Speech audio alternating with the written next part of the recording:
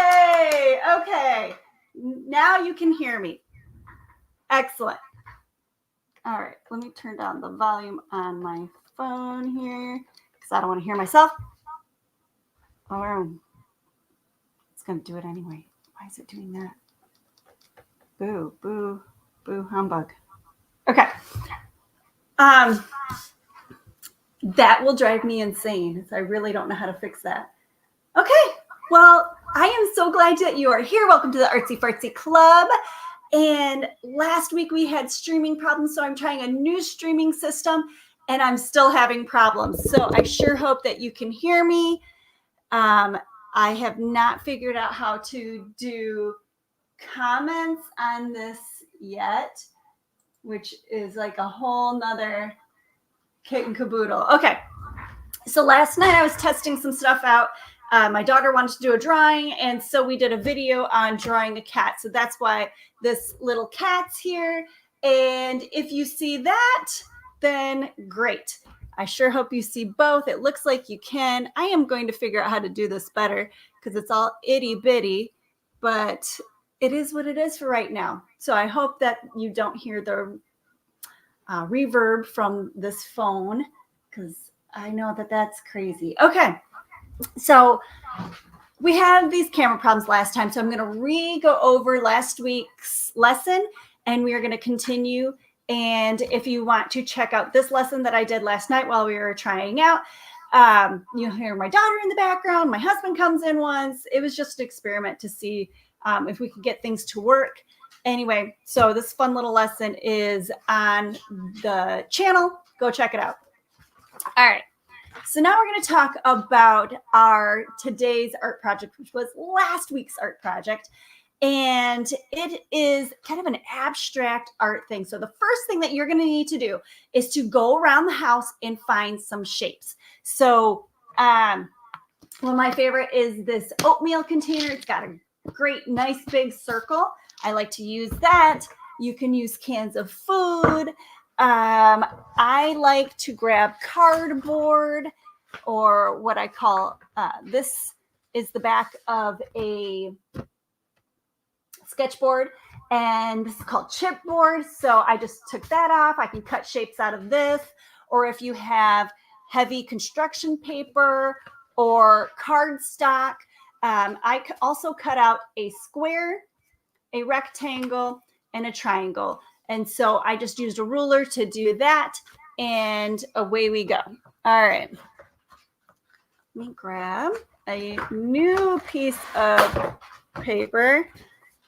I am delayed today because it was taking me so long to figure out my cameras. I am so sorry, but we got to do this as fast as possible because I also have an appointment at the end of this. So this will be a quick stream, as quick as humanly possible. All right. So I have my shapes, and there's a few rules for this art project. You can go back to the other video. I ended up leaving it up, and you can see the longer intro if you really, really want. But I'm going to try to do this on ultra speed. And if you're in a playback crew, feel free to stop, rewind, replay it, whatever you need to do to keep up. All right. So the rules are that you have to have your shapes touching every side because our paper has feelings and it wants to feel important. Every bit of our paper wants something going on in it, so it feels like it is being used, and it makes it feel better. Okay. And sometimes we have our friends that they like to put everything in one little area, and then this area is blank, and that's kind of boring. We don't want that to happen. So I'm going to start by putting a circle here, and I'm going to let it touch the edge of my paper because that creates visual interest. And I'm just going ahead and using my permanent marker. You are welcome, and I recommend that you use a pencil first and then trace your shapes after, because sometimes we have a hard time tracing our shapes nice. And if you are one of my smallest, youngest friends, I totally recommend that you have a parent or a sibling or a friend hold the shapes while you're tracing, because sometimes doing both at the same time can be a real challenge. I'm going to do a super cheat. I'm going to have this triangle going off this edge of the paper and this edge of the paper at the same time. So now I've touched 3 edges of my paper.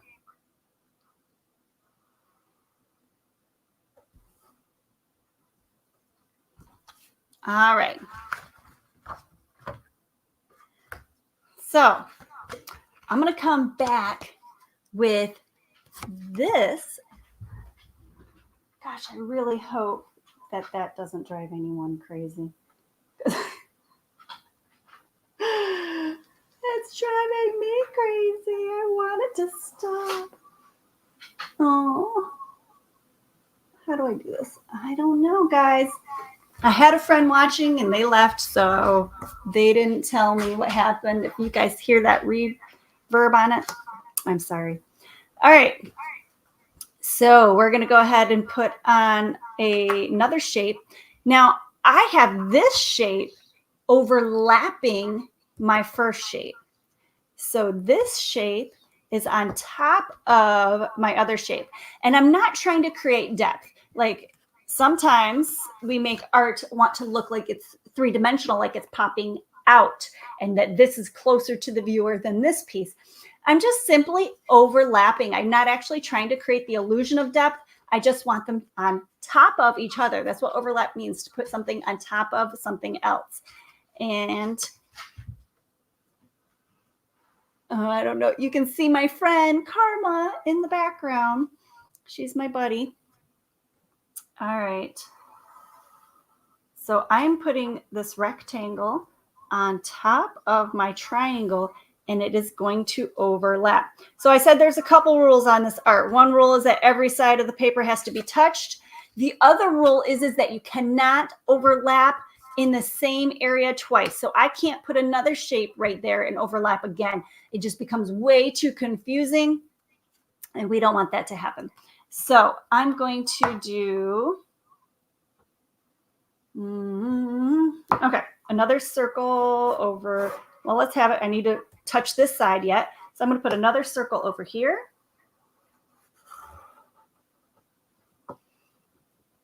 And I'm going to put a square going into that shape. So now that's being overlapped.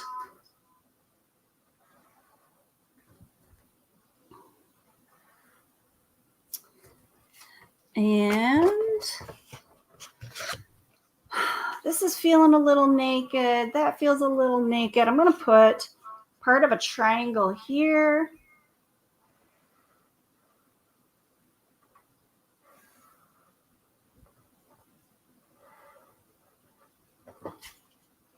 Okay, and that did not turn out very nice. Let's try that again. I think my marker's already starting to get old, which is sad. Boy, these markers don't last very long. Okay. And let's put another shape here that's overlapping. Or this way. Let's see, like this. I could do that. Okay.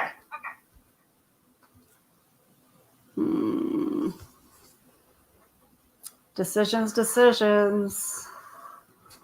All right. Now I'm filling my paper with shapes. And then we're going to move on to the next step. Now, last time we got interrupted when it was time for our color theory.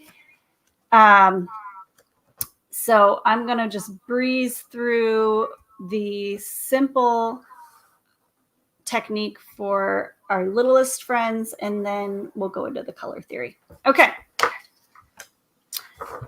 So here's my art. It's all filled in. Most of my paper has something visually interesting. This is kind of empty right here, but I think that's okay. We can live with that. Most of the paper has something going on. All right, we're going to talk about craftsmanship for a minute here. So I am going to grab a couple of crayons, and we're going to talk about craftsmanship. So if I wanted to color this in, I'm going to go with some small shapes so we can go ahead and just do it quickly. Okay, I'm coloring it in, and I'm kind of coloring in an organized pattern. I'm going in a line across, and I'm trying to not have any white space in between. Now, yes, there's a texture on the paper, and you see a little bit of white from the texture because it's not a perfectly smooth paper. It's a bit of a thicker paper that has some grit to it. And that's okay. What I'm talking about is you don't want scribbles. So if I was to color a new area, I'm going to change my crayon and do a totally new color. Now this is scribble scrabble. This is not colored in. You want that space to be colored in nice and neat. That is called good craftsmanship. And to do it nice and neat, we make sure that none of those white spaces are showing anymore. And I like to tell my kids a craftsman was somebody that had a special skill. So, for example, a bricklayer or a carpenter, and they would make things with their hands, just like an artist makes something with their hands. And if they got really good at it, they did it nice and neat. The measurements were correct. The lines were all straight. Then they were a good craftsman, and they could charge more for their craft. So for their carpentry, for their bricklaying, for their making houses, they could charge more. So as you are an artist making something with your hands and you get better at it by doing it nice and neat, doing really quality work, you're going to improve your craftsmanship. And if you choose art as a career, you can charge more because you're good at what you do. And I want you to have that good craftsmanship so that you can be paid the most. You are the best. Okay. So I would go ahead and do that across my whole art, and it would look something like this when I am done. Let's see, ta-da. Okay, so if you are just wanting to do art for fun, and it's okay to do art just for art's sake, this is an easy way to do the project. Each shape, new shape that is made by overlapping the shapes is a separate area for a new color. And so you create almost like a puzzle or mosaic by putting all these shapes together and coloring each one individually with good craftsmanship, and then your art is complete. Okay, so that's great. Now we're going to go ahead and work on the next part of this project, which is the color theory. So my friends, we need 3 colors of paint to mix all the other colors of paint. Well, in theory, you can add lighter or darker, but we'll talk about that another day. So the main thing is, though, we need what we call our primary colors. So those are red, yellow, and blue. I can't mix other paints to make red, yellow, and blue. I have to already have those colors, okay? So these are also known as Pri is our first colors. So I like to tell my kids these are the number 1 colors.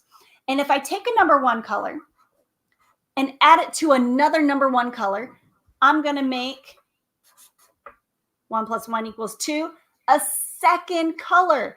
And that second color is called a secondary color. And the second is the important part, right? Because they come after mixing those first colors together. So those secondary colors are our orange and purple and green. So for example, if I took red plus yellow, what am I going to get? Orange. Okay, awesome. Great job. And then if I took away the yellow and I put in blue, Now, red plus blue is going to make what? Do you guys know? Purple. You got it. Okay, now you guys are doing great. And if I take those away, and this is one of my favorites, that kids just blows their mind that they can do this. Yellow plus blue equals green. They love that one. Green. Yeah. It's like magic. If you know this, you have the power to create your own colors. So we're going to ingrain these ideas of the primary and secondary colors in our brain by doing this art. So if I were to take my triangle and I make it a yellow triangle. Now, here's the important thing. I can't go into the overlaps. I'm only doing in the area that is the shape itself, the original shape. And I try to make sure I don't get scribble scrabble, right? I want to not show any white spaces.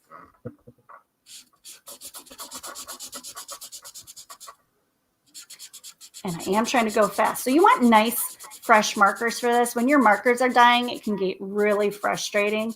But just go over the area. If you see whites showing through, just go over it again. And the slower you go, the more pigment, the more ink that is able to get onto the paper. So if you take your time and see how nice and filled in that is, then I don't have to worry about those whites showing through. But if I go fast like this, then I get some white spaces and I just have to go over it again. And then that fills in those whites. Okay, so this shape is yellow. And if I choose to make my square red, we just learned that two primaries make a secondary. So imagine that these shapes are like glass. So if I have a piece of red glass and I put it over my yellow glass and I looked at it in the sun, it should blend together. It's because it's partially see-through, right? And they should make a new color. So if I was to mix red and yellow, what did we say we were going? Oh man, don't go over the edge like Mrs. Johnson just did. What color should we make? And if you said orange, you are 100% correct. And that is awesome. So, and I would continue to do that for all my different colors across my whole paper. I've got another artwork I started last week, and we can speed up our magical art here by switching out my papers.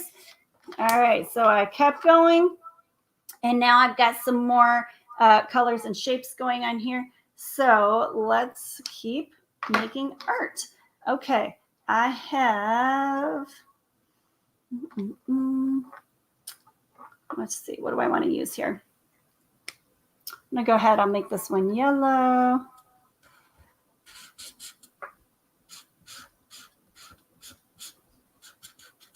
And now you can see that this marker right here was starting to die.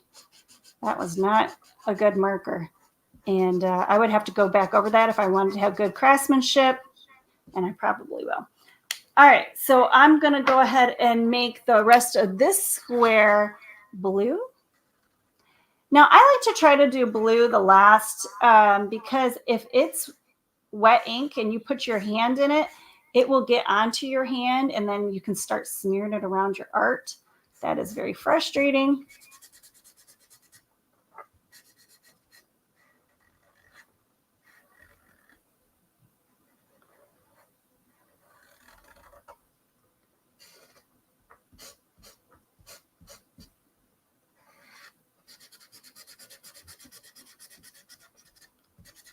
All right.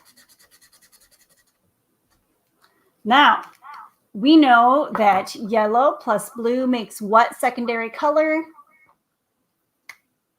Green. You got it.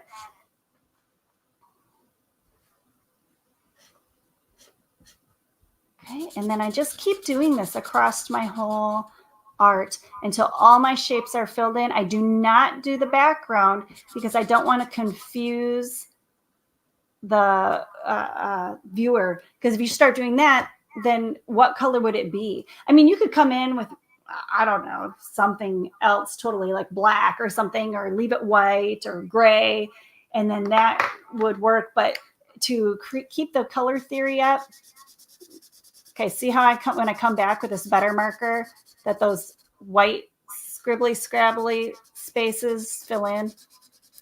Make sure your markers are good. That marker was disappointing. Mrs. Johnson's due for some new markers, I think. There we go. Okay, so I would just come back in and fill in all my space again until I got rid of those white spaces and had nice and neat craftsmanship. Awesome. Okay, and then I just have one more space left, and then I will be done with my project. So what color do you think we should make this one? Let's do, let's make the square yellow, maybe? I don't know. I'm gonna make it red. I know that's a red next to a red, but I think this will be good.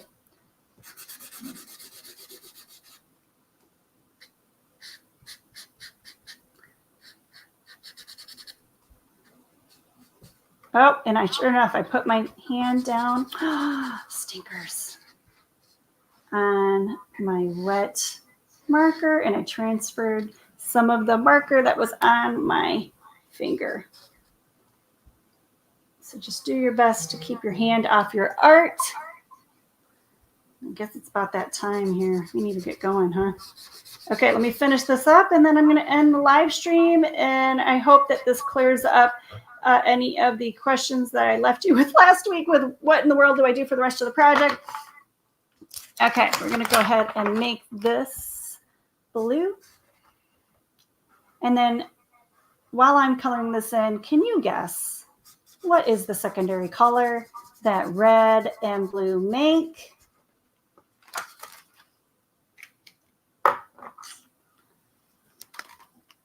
And you, hi Grisha, how are you? I hope you're having a great day. We're having an awesome day here at the Artsy Fartsy Club. We're going to go ahead and make it purple because red and blue make purple.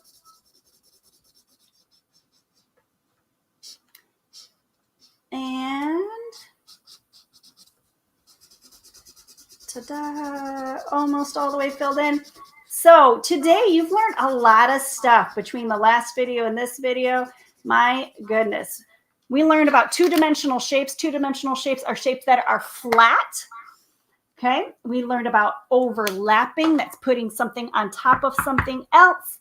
We learned about our primary colors. We know that they are red, yellow, and blue. And then we learned that they mix together to make a second color. These are our secondaries, green, orange, and purple. And my goodness, what else did we learn? We learned about good craftsmanship, which is super important as an artist. I hope you had fun. I really have to run. This was a crazy day to have an appointment on. But you are now officially a member of the Artsy Fartsy Club. I am so happy that you joined me today. And if you're in the replay crew, hi, thanks for coming in. And congratulations on being an Artsy Fartsy Club member. If nobody has told you yet today, I love you.